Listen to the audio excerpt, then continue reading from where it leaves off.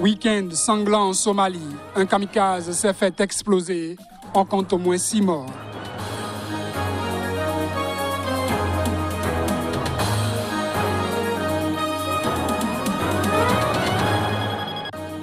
Le ribat national, c'est sous cet emblème que l'ancien président mauritanien veut être identifié désormais. Mohamed Abdelaziz appelle ses partisans à le rejoindre.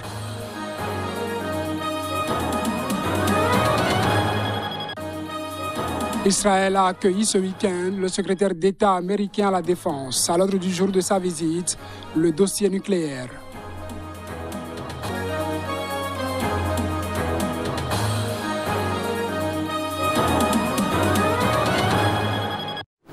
Et voilà pour l'essentiel en titre. Mesdames, Messieurs, bonsoir et bienvenue.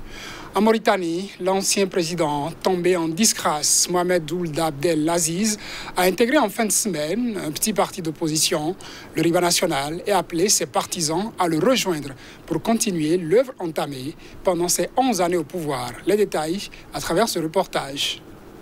Mohamed Ould Abdelaziz, désormais allié du parti d'opposition, le Ribat national.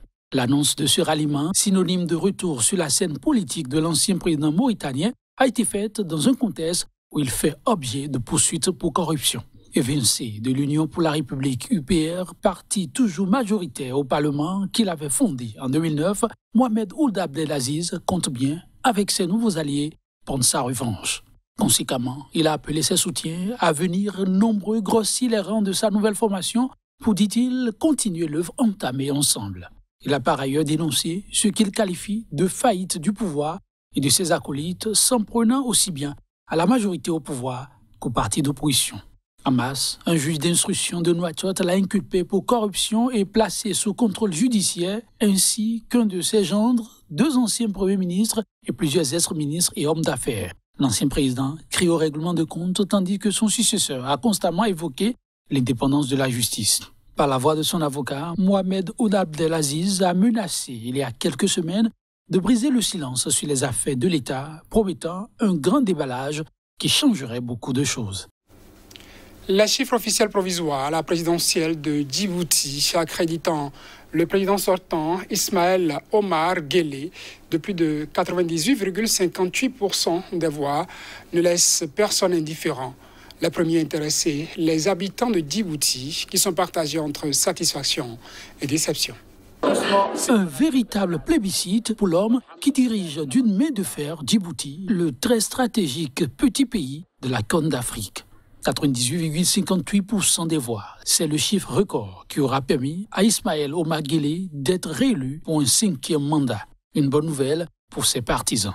Oui, c'est une bonne nouvelle pour nous et pour la République de Djibouti et pour la paix aussi. On est tous contents. On a voté à 100%. Djibouti est d'accord et soutient toujours le président IOG. On a été débonnaires au bureau de vote. On est tous d'accord. Il soutient la jeunesse, les femmes en premier lieu. Les femmes maintenant, elles sont autoritaires à Djibouti. C'est ce qui compte pour nous. Des déçus de ce plébiscite, il y en a également. Le pays, il est sous la pression de ce roi. Ce n'est pas un président, c'est un roi. Hein? On ne peut pas dire un président ça. Un président, c'est celui qui fait de belles élections, tu vois. Donc ce n'est pas une élection ça. Et on va rentrer 5 ans de difficultés, plus qu'avant. 5 ans de difficultés, 5 ans de chômage, 5 ans de fraude, 5 ans qu'on va être par terre.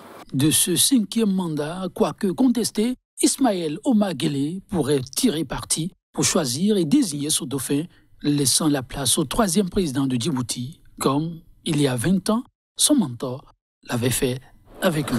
Très confiant. Le président tunisien Kaïs Saïed est au Caire sur invitation de son homologue égyptien Abdel Fattah al-Sisi.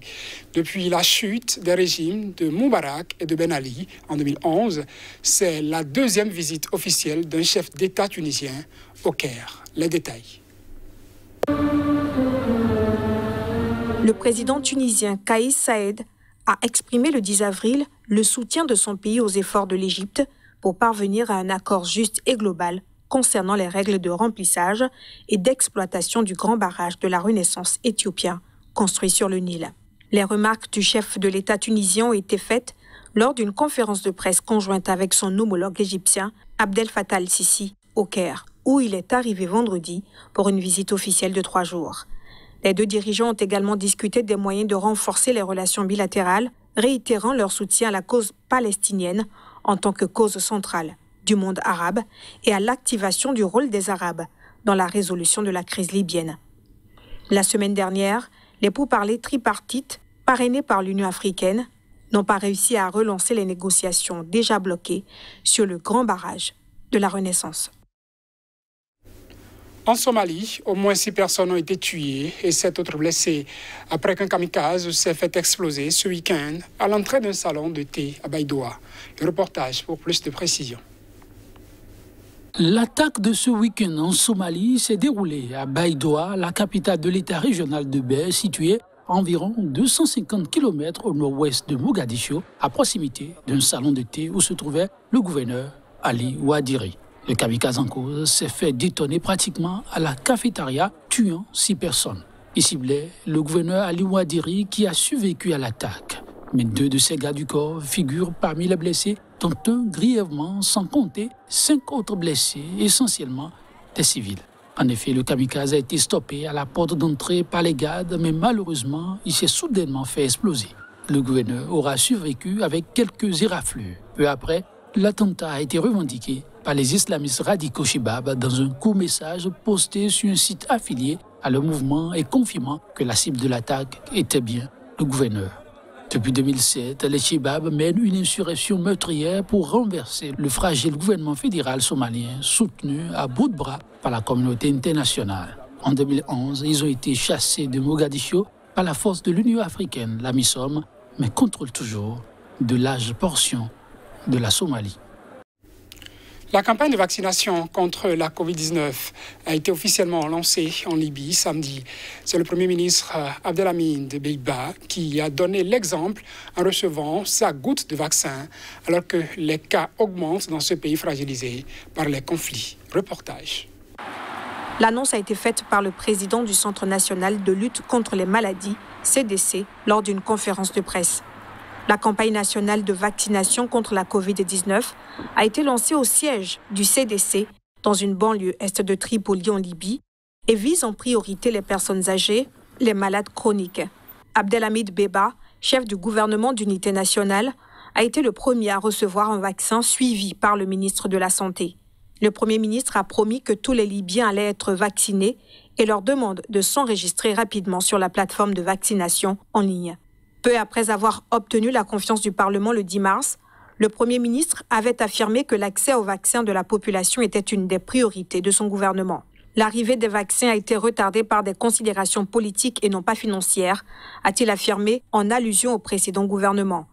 La Libye enregistre actuellement environ 1 millier de cas par jour, en augmentation par rapport aux derniers mois, avec un accès relativement difficile aux tests PCR pour les Libyens. Le dernier bilan officiel s'élève à 166 888 cas de contamination, dont 2 807 morts. 2 livraisons de 100 000 doses chacune du vaccin russe Sputnik V sont déjà arrivées en Libye, en plus de 57 600 doses du vaccin AstraZeneca via le dispositif COVAX. Le secrétaire d'État américain à la Défense, Lloyd Austin, est arrivé dimanche en Israël pour discuter du dossier du nucléaire iranien. Première visite d'un haut responsable de l'administration du président Joe Biden dans l'État hébreu. Cette visite, qui doit durer 2 jours, intervient alors que l'administration Biden tente de revenir à un accord sur le nucléaire abandonné par l'ancien président Donald Trump et auquel s'oppose Israël. Lloyd Austin a été accueilli par son homologue israélien, Benny Gantz, au ministère de la Défense à Tel Aviv, peu de temps après avoir atterri. Cette visite, qui doit durer 2 jours, intervient alors que l'administration Biden tente de revenir à un accord avec l'Iran sur le nucléaire, abandonné par l'ancien président Donald Trump et auquel s'oppose Israël.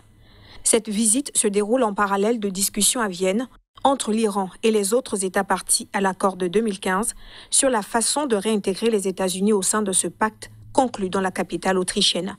qui a rétabli une avalanche de sanctions économiques et financières contre Téhéran. En riposte, l'Iran a commencé à s'affranchir de ses engagements à partir de mai 2019, accélérant le rythme ces derniers mois. Joe Biden a déclaré qu'il était prêt à réintégrer l'accord, donc à lever les sanctions après négociation. De son côté, Téhéran dit être prêt à revenir à l'application pleine et entière du texte, à condition que les États-Unis lèvent d'abord toutes les sanctions qu'ils ont réimposées ou instaurées contre Téhéran depuis 2018. L'Iran refuse toutefois de discuter directement avec les États-Unis à ce stade.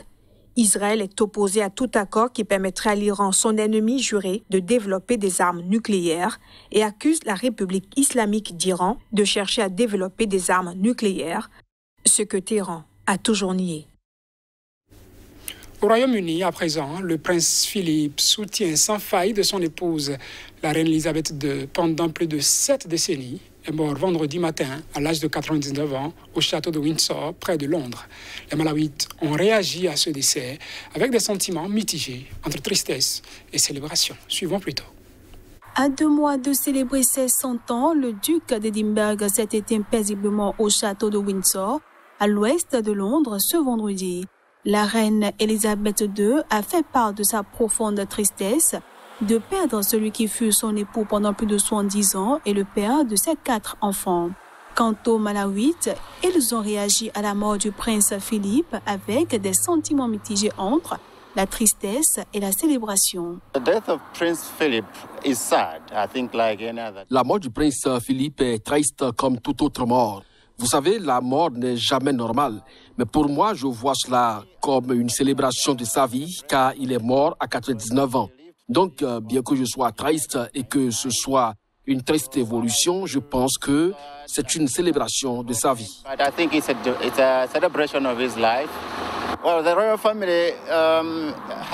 La famille royale a une certaine influence, selon moi, sur le Malawi, car vous savez que la Grande-Bretagne a colonisé le Malawi.